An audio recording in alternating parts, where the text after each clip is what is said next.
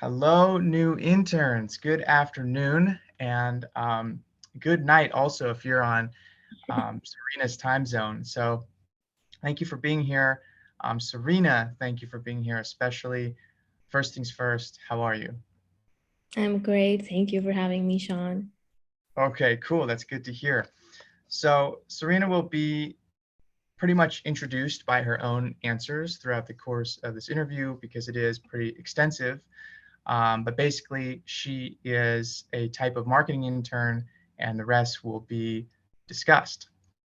So, for the first question, just to kind of understand where you're coming from, can you tell us what's your education history? Kind of what schools have you gone to? When did you graduate? What are the majors that you're pursuing or have pursued? Yeah, so I got my bachelor's degree in health science from the University of Central Florida, so all the way on the other side of the coast.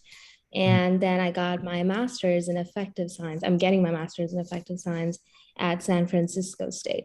So it kind of worked out well because for my internship that I'll talk about more, I combined what I learned in both universities. That's awesome. And go Gators. I love that you are attending SF State. That's awesome. So, just briefly, because towards the middle, we're going to go really in depth on your role, but I'm hoping you can give us, if you can tell us what is your internship title. I know you've recently completed it as well. So what was your internship title? Who were you working for? And kind of briefly, what was your role? Yeah, so my title was product marketing intern. I was working for a company called IKONA Health, which is a health tech startup based in New York. And I was working immediately with the product team, the research team. But one of the great privileges I had was I got to work directly with the CEO in terms of implementing plans and things like that. And so that's what I did. And for product marketing for a health tech company, what you do is essentially you build healthcare products that you are going to be marketing in the country. And a lot of people who do product marketing don't have knowledge about actual technical knowledge about the product because they don't have a health science background or something like that. So, which is where Uh, I had an added advantage because I had a health science background. I could talk to the research professors. I could understand the lit reviews they were doing. I could read the journal articles, but I could also talk to the marketing team and communicate with them, understand social media posts, understand all of that. So that's essentially what I did was I was kind of a middleman between those two teams. that's awesome. So it's more ideal than just a normal product marketing intern because of your educational background, which fit perfectly. Yes. That's super Yes. ideal. Um, well, then I guess thank you for sharing that. I guess I want to continue and see kind of how you were able to get that role. So did you apply on a job site or did you have a referral from a friend or were you reached out to by IKONA? How did you kind of come into this position? So when I started my master's program, I started talking to people that were in my program and understanding where they were getting internships or what it was like. And a lot of people told me, you won't get internships your first year. That's just not going to happen. But fortunately for me, that was not my story. I got about two internships, really great ones. I had the opportunity to choose. And so the things that I did right were one, within my network, I tried to find people that had connections and then I asked them if they could refer me. So that was how I got the other internship that I got. And this internship, I had reached out to directly to the CEO of the company like years ago, and he just remembered me. Yes. Yes, on LinkedIn, I reached out to him directly like years ago when I started my program Uh, and he remembered me and then I reached out he remembered me and he told me like come back around like summer of your graduate year and I'll have a place for you and it'll be a position that you're like like paid for and everything. And I came back and I reached back out to him and it worked out. And the reason I think I was able to do that was because in undergrad there was a professor that I really wanted to work with and I did the same thing. I just directly reached out to him like years ago and then he told me like come back later. And so just keeping that in mind and like trying to shoot your shot and then if it works out like stay with the timeline. Like that's something that's helped me. So that's what I did. That's, oh my gosh, that's incredible because so Yeah. you reached out to this specific company, you reached out to the CEO. Do you remember what, if it was like fall or spring of what year kind of when you did that? It was It just at the was it was before, I think it was summer of, I think it's been 2 years since I reached out. Like when I started my internship, that's what he was saying. It was like, you reached out to me 2 years ago or something like that. Yeah. Wow, okay. And you just followed up periodically, or was this you followed up for the first time in 2 years back up with him? I'm pretty sure I followed up pretty periodically. I don't remember, but just knowing me, I would have followed up a couple of times at least. Great. And how far are you into your, just so I can kind of pinpoint it on like a timeline, what Mhm. area or yeah, what section of your master's program are you in right now? Kind of like at the halfway or just starting or towards the end? So I finished 1 year of my master's program. The summer of the first year, I did my internship, and I'm starting my second year right now. Okay, great. And now it sounds like most of the legwork you were putting in for finding internships was through people. But of course, there were emails, and I'm sure, Mhm. those emails you probably had to attach a resume. They're like informal applications. Could you give us kind of a number if you had to estimate how many of those informal applications or formal ones, like through a portal, that you had to do, or was it just that's, or were there so few that it was just really fortunate? Um, I wouldn't say that. I think initially I was applying to like 30, 40 like jobs on LinkedIn. And then I realized this just doesn't work. And then one of my friends had applied to about, she was saying 200, 300 jobs on LinkedIn. And but she got a full-time job. She got one full-time at Good. the end Okay. of it. And so that's kind of the ratio that it works in, is like you get maybe one call back out of so many applications. And I thought that's not the wisest way to go about it. And if I'm spending my time, like you have a marketing background, you know about positioning, like the better you position yourself, that's more important than, you know, just applying to a bunch of things. So what I did was I focused on this particular job, and then another company that I was doing my interviews for, and two other companies that I was doing my interviews for. So out of the three, I got two and I got one rejection, but those were the companies that I was mainly focused on. I was trying to talk to a lot of people in those companies, but I kind of had narrow vision in that I knew I can only do at that time. I wanted to do both internships. I tried to get everything rolling for all of that, but you eventually realize you can't just commit to one thing at the end of it. So you might as well put your attention positioning yourself in a place where you can root for yourself, using that opportunity for your next opportunity instead of trying to do a bunch of things where you're not qualified for most of it. Yeah, you'd be stretched thin maybe.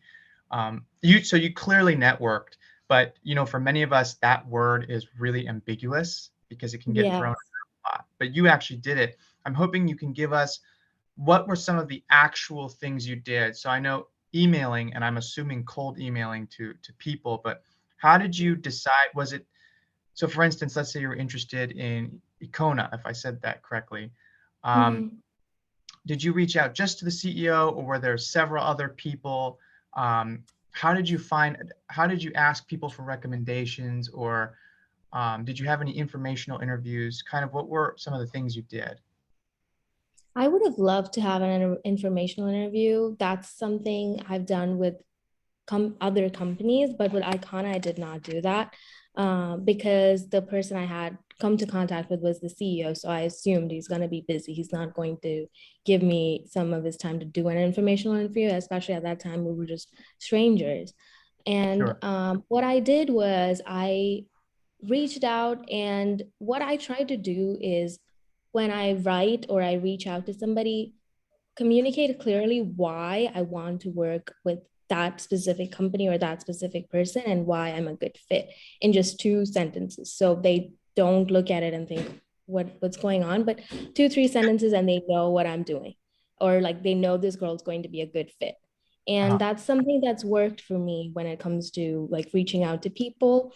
Another thing is within my network, when I know somebody, or say the other company that I got an internship with, I stayed in touch with them, and some of the people from that company, they moved to other companies that are bigger tech companies. And so Mhm. what they do is they remember your interviews. So I think the most important thing when you are networking or interviewing is like, even if you don't take the job, just put your best foot forward regardless, because they can be in a place somewhere later on where they can help you. And keep in touch with the people that you've already connected to. Like other interns that I connected to, I kept in touch with them. And I think that's something you have to be very mindful of, is once you have a great conversation with somebody, don't just leave it at that. Remember people individually. And even if you have, say, 30 people in your network that are seriously rooting for you, that's better than having 300 people that don't that forget your name, you know? Right. That's fantastic advice. You actually just answered one of my last questions, which is great. That's going to be really valuable. Um, Definitely following up with people and actually remembering, because it's terrible when you start forgetting people's names who, like you said, are rooting for you. You'd never want to have that. But so, what was the what do you think in your previous experience was most valuable to IKONA? What did they see in you that made them go, yes, I want her to be our intern? Yes, I think before I got the internship, obviously I didn't know I would get an internship, I'd get anything. So what I would do is I would, whatever opportunity I had, I would just do it really well. And if it was my GPA, if it was the scholarships I applied to, if it was campus organizations I worked with, I just had a track record of being able to perform consistently. And if you see my resume, I think that shows that discipline will show. And when I started working at IKONA, being able to perform at that level, that really set me up well, because I was performing at a really fast pace because I built that in myself. And fortunately, I was in an environment where they said, okay, she's performing really fast, we're going to give her more opportunities. So that just helped me a lot. And at the end of my internship, during my debrief, my CEO was saying, like, you averaged about 1 to 2 projects per week. And initially they'd give me a project and say, this is a summer long project, and I'd finish it in 2 weeks. And they would say, okay, like she works really fast, so we can give her more, instead of saying, okay, like what do we do? You know, Yeah, so they knew how to embrace like the kind of growth I had in over the past few years. And I just would constantly be curious. I've always been that way. So I would always ask questions, build relationships with everyone on the team. That's something I did even as an undergraduate student. I love people. That's what I study in my master's degree. So then I use that for my advantage. It's like I am genuinely interested in people. So you can use that to build relationships in a company. You can advocate for other people better while you are in a company. And I think those skills people notice, they don't forget that. And I would do that in undergrad too. So it's just normal things that you cultivate, but then making sure you have a way of communicating that in the new environment, and just don't think, okay, like those skills don't matter, like people skills don't matter, or my right. health science background doesn't matter. Like initially I noticed something that was wrong in the structure of the brain in the company, and I just pointed it out. And I could have just said, oh, like someone else is in charge of it, I don't have to do it. But that's what I would do when I was in school. Like if there was something that's off, I always would try to make it better or try to say something. So I think that definitely translated. Would you also say that's clearly a lot of hard work and ethic you were talking about having that they saw?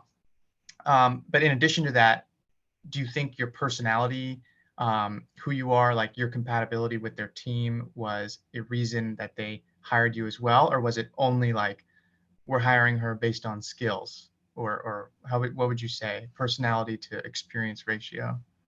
Yeah, that's such a brilliant question, because I think when I moved to the United States when I was 17, so at that time I thought skills are just going to be what takes me through the door. So that's all I focused on. But when you ask me and I think about it, I really think skills play an important role, but you also have to be someone that likes learning from the people that are leading you, and they have to like teaching you or mentoring you or see something in you. And I think I definitely had that here. And so I would say personality plays an important role, especially when it comes to networking and things like that. No one wants to work with someone that um, is not curious or is not, willing to learn or adapt. And those things, I would just think, okay, I'm curious, I'm adaptable, like whatever.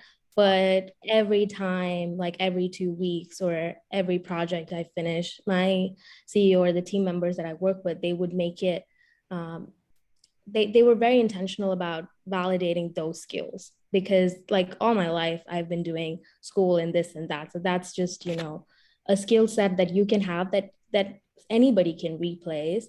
But the kind of individualistic value that you add to a team would be your personality and how you make sure everyone is doing well and like working towards a common good. It sets you apart, basically. That's the Yeah. just you. That is good to hear because exactly like you said, I feel like there's this perception, and maybe there isn't, but I feel like there is, where it's you have to have all the experience and I even hate, I get bothered by the term soft skills because I really think that personality, your, like you said, your personal drives and stuff like that is really, really important. As long as you have a baseline of experience or skill, I think then it all goes down to you. So thank you for sharing that. I want to get into more specifically your position, but a couple more simple questions first. How many hours were you working during this internship, and were there any other interns who were working with you in a cohort? Yeah. Mm. Yeah, so I did part-time because I'm an international student and I didn't want to do full-time for my first internship. So I did Mhm. 20 hours a week, and I was not working with anyone else. I was the only intern. But I think the roles and responsibilities I had were different from that of a normal intern because they gave me a lot of freedom. So maybe I don't have that much experience talking about, okay, like this is what an internship is like, because they gave me, like I told you, freedom to work on a lot more things. But that's, but if you ask me questions about it, I probably would be able to answer based on like other friends who have had internships who go to other universities and things like that. Yeah. Well, no, that's the cool part is that I don't personally, I love these interviews because I'm not necessarily trying to, your internship experience is what internships are like. Like certain ones are more unique in that sense where they might give, True. so it's like this is the perception that we have of internships that's being broken. Like, no, you can have a position like yours, which sounds really fantastic. Were you Mhm. helping them remotely or in New York? I was working remotely. And I Okay. just thought of one thing that I wanted to add to your previous question. Can I just say Sure, yeah. that? So, yeah, like one of the things that you're doing that's good is you are creating opportunities in the university that don't exist, right? Like that's something I would always do. And I thought that's just like a hobby. Like I work for Bird's Eye publication and I take it to heart. Like I interviewed my CEO for Bird's Eye. I love working there. I love it so much. And I've always been like that. And that did translate when I went to the internship is when there were problems they were trying to solve, I would say, okay, this is something I can create. Can I create this and produce this? And at the end of my debrief, he said, you always have a way of like adding value. Like you find a way to add value when there it isn't an opportunity. And I think that's like something I see in you as well, is like you trying to do this new intern thing. You are creating an opportunity where it doesn't exist. So I think that's definitely something, if you have a chance to highlight, you should. Well, I really appreciate that, and I appreciate the compliment you just gave me because while I'm talking to you and you're talking about developing sincere interests or like an authentic passion in something, that's like I talking to you, I'm like fully engaged. I love everything you're saying, and you're totally confident in what you've done. Like that only really comes, that type of confidence, when people are speaking about their experiences. It really only comes when people have done something. They're not, They're not pulling from thin air, they're pulling from their actual what they've done. And your bird's eye publication, I would love to know more about that like later, because I think that's also really cool. I love, obviously, this is going to turn into a newsletter, but I'll ask you more about that later. Yeah. So I was going to ask also if you were in more of a support or project-oriented role, but it seems like it's very clearly more a project-oriented role. Can Mhm. you share with us, well, let me start with that. Are you in a more support role or project-oriented role? It was definitely a project-oriented role.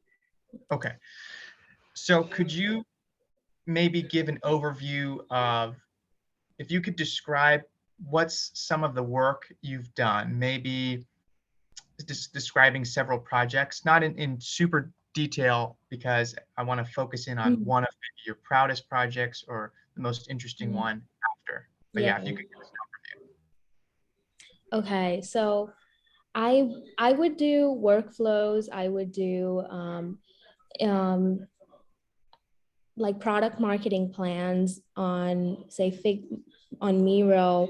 I would sit, like one of the things I loved was like I got to sit in on like the product development um, like phone calls. So they would be presenting like UX UI designs and things like that, and I got to do like a high level overview, which I don't think like a lot of interns get to do, is sit in on like a product management team and you are actually offering insights on, okay, like we can change this or we can change that, or things like that.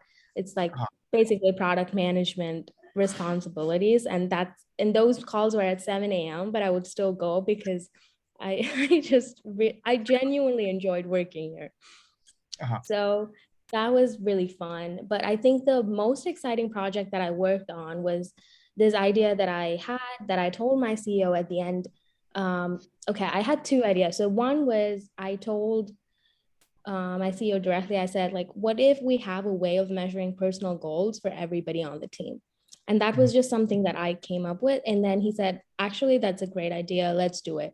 And in the first meeting, I said, okay, by the end of the internship, I want to do two things. I want to improve like my marketing skills and I want to improve my communication skills. And like everybody can think of something like that on the team. And he was like, this is brilliant. Like he put out a survey, like immediately everyone was working on.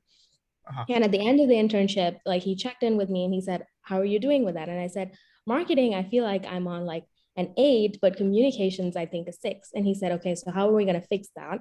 So what we did was on Loom, I created this. Have you heard of the platform Loom? no, I have not. Is it LOOM? Yes, LOOM.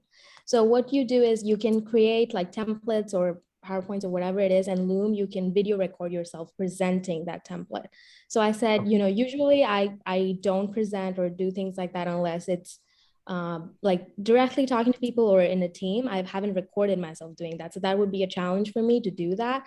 So I said that would be very challenging. So let me try to do that. And he said, okay. So what I did was for the entire summer, everything I learned about the company, everything I learned about the marketing team, the research team, I put it on a template, spoke about it, and I wanted to do it in 5 minutes. And I thought it was like 5 minutes long, but it ended up being 10 minutes long. But that was extremely helpful because that helped, one, show myself what I've learned, but then show everyone in the company, okay, this is what I've learned. Like, this is what I learned from the marketing team, and communicate that to the research team, which is essentially the essence of a product marketing role, is being able to communicate that across different teams. Yeah, So I think that was my favorite project to work on. that sounds like gold. I wish we could link that. But I know what you mean when it starts out at 5 minutes and it ends up being 10, because I didn't, when you have something to say, people don't realize that reaching a time limit is not the problem. It's trying to stay within one. But that's really cool that you started that, and it's good that your CEO liked the idea and that you actually pursued it. Like your idea didn't fizzle out and you didn't kind of just stop there. Yeah, Were that you? definitely has to. Yeah, sorry, go ahead. No, no, you're fine.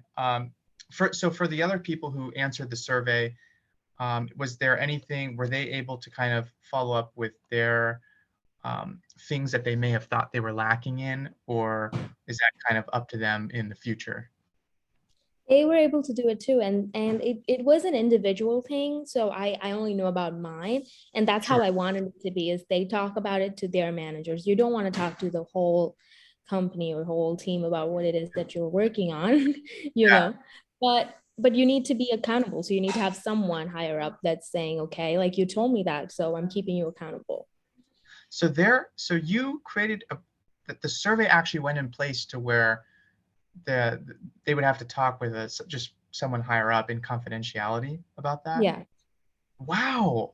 Oh, so that covered a lot of ground. That's what I It didn't did. understand. That's a pretty large project then. Yeah. That's Yeah.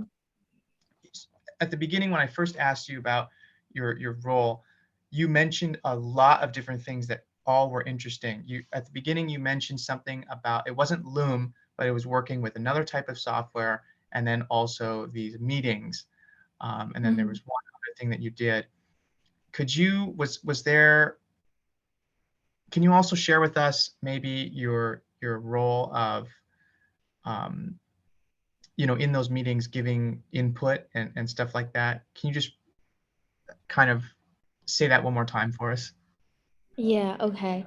I have two things to add. So one was these meetings were at 7 a.m. in the morning for me because I was working from California. And what they did was they're building a product. We're looking at the product that's being built, and I would I was essentially part of the team that was giving suggestions on how we can improve the product or what we could do better or say better, which is essentially a product management role. Like that's what product managers do. And I was a product marketing intern. So I wasn't even a product management intern. But um, my CEO asked me, like, do you want to just sit in on the meetings? And I said, okay, I'll be there. And initially I would say, okay, like I don't know if I know enough to speak up and give my opinion or give my insight on these things. But one thing he did, which was really effective, and he was a great leader for that, was at the end of every meeting, if I didn't speak or didn't say anything, he'd say, okay, Serena, do you have something to say? So every meeting I had to give my opinion, regardless of what. If I was there, like my voice had to be heard. Like that was his leadership in a way. That's something I learned from him. And not every place you work in will be like that. So in my grad program, we have similar team meetings. My professor doesn't call me out at the end if I don't speak anything. If you don't speak anything, like you're old enough to know to speak. So I think being part of both environments has taught me that, okay, like in this environment, if I have an idea and I don't have a place to speak, I can stay quiet because I know he's going to give me an opportunity at the end. Whereas in my grad program, I wouldn't do that. I would raise my hand and I would find a way to speak, because if not, you're not getting a word in. So I think, yeah, that's something that was very new for me to see that, okay, someone's being so invested in me that even if I don't find a way to bring something across, like they are still watching out for me. Would you Thank you for sharing that. Yeah, I couldn't agree more. Has working as being in this internship, do you feel like you've learned kind of more from this about product marketing, about yourself, than you do normally in school? Or is that That I know that's I a know it's very difficult question. Yes. I would say, even though it's controversial to say it, I would say yes. I think okay. I have. Yes, because um, just the amount of attention that you receive is different from being in school and having a lot of students. And in one experience, very similar to this in undergrad, when I did my honors thesis in undergrad, I had a professor who was working with me every single week. So Mhm. that experience is very similar to this in that I almost had a mentor that was like rooting for me all the time and like helping me build as an individual. And in grad school, you don't always have that. You kind of have to do the work on your own. So I think um, I would say I definitely learned a lot more at the internship. And that's also good to hear. And would you say that you learned a lot at the internship, but did you learn a lot about product product marketing in a way where you kind of you have more of a grip on that field and you know whether you want to pursue it or go in a different direction? Yes, definitely. And being able to do that also gave me an opportunity to talk to other people who are in product marketing, because once you do something like that, people are more interested in investing in you. Because if you're like just starting out and you're like, I'm interested in product marketing, it's not really an entry level job. So no one's going to take notice of you if you don't have something backing that up. And fortunately for me, um, my company had posts written on me when I interned, and I think on LinkedIn that's always good. So like other people had seen it and they would like invite me to like places that I was like, I don't know how I got invited here. But like one of my friends was like, oh, like I saw your post on LinkedIn, like I like someone posted about you and it was like really cool, like why don't you come to like the Salesforce event? And I was like, what? But those Whoa. things those things happen. Yeah, people, like if one person starts advocating for you, like other people do. And so yeah, that's, I forget what your specific question No, was. that's great. That's exactly what I wanted to know. Mhm. Um, there's only a few more questions here, but you've shared a lot of valuable info. Um, and I know it's getting late for you. So, No, I have time, so don't worry about it. And I do these interviews for Birdseye, so you can get your questions out. I have time. okay, that's good to hear. If that's the case, then I'm going to just add one more. Mm-hmm. Um, you've shared a lot about what kind of your projects um, included, one of your favorite ones, as well as meetings. So there's some obviously traditional aspects to the internship that you still have to do. Was there any project or assignment you worked on that felt like it was really in line with your job description, with your title, like something that was very product marketing intern? Yeah, I think the essence of product marketing is being able to do multiple things and being able to communicate across teams. So Okay. literally everything I did, it doesn't seem specific or you can't put it in a box because that's the role in Yeah. itself. So I would say pretty much all my projects, the projects that I work with the research and development team, even though initially it might have felt like, why am I doing this? But that's what helped me build that final product that I did on Loom. So everything added up to that. And I don't know if I can point my finger at and say, okay, like that's this one thing that's product marketing, because I essentially was learning about so many different facets of that fall under product marketing. It was a lot of learning about the product and the company and lots of internal communications.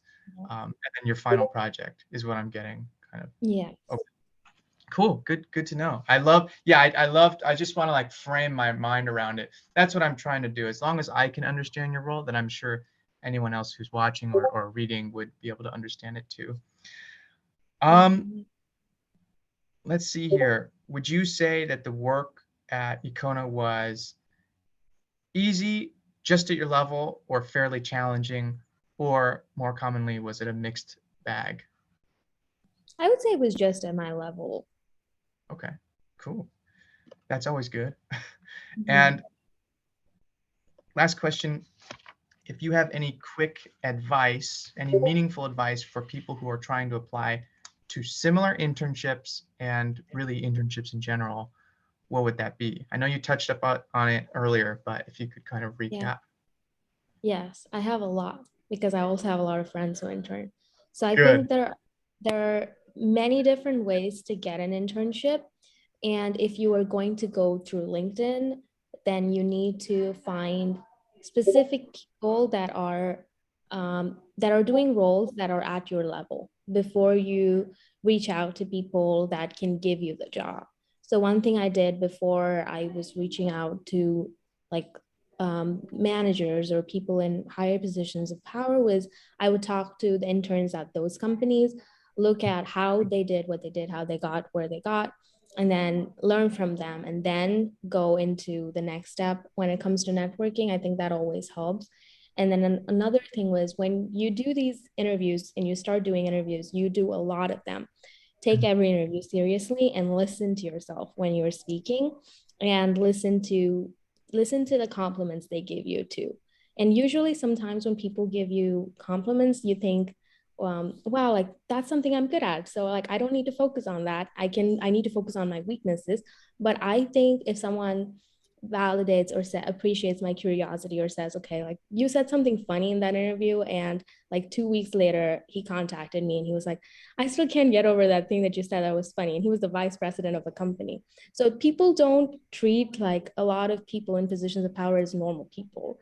But when you do and they remember, you think, okay, like that's something that I'm able to do, that is a skill, and I need to tone into that, because that is like you asked me before, that's an aspect of my personality that maybe, is very specific to me that not a lot of other people have, and everybody has skills like that. So if you're listening to compliments, it's repetitive, but then you can work on those specific skills, and so you make a great first impression. Like that's, if anything, that's one piece of advice I can give is, if there's one thing I know how to do, is like I've noticed that if people have a good first impression of you, you will get through many, many doors. And if they don't, it's very difficult to keep going. Like even interview, internship, anything. Even if they don't give you an internship, they'll consider you for full time, which is something that's happened to me. Is people have reached out and said, okay, like we're looking for full time. Like when do you graduate? And I would think, I don't, like, you didn't give me the internship. What's going on? But Yeah, they take notice. So take every interview seriously, make a good first impression, and listen to yourself. great. That was some knockout advice. I love that personally because I have a similar set of beliefs about that as well. So thank you, Serena, for sharing that and for giving us your time. This is info that I think everyone will be interested in, and I'm gonna do my best to get it out to as many people as possible. So Absolutely. that is the end of the interview, though. I'm going to include your LinkedIn if that's okay, but we can talk That's after. And if okay. there's anything else that you would be interested in sharing to others, then we can include that as well. But otherwise, for now, I want to wish you a good night, and Thank thank you you. so much for joining us. So take care. Thank you, Sean.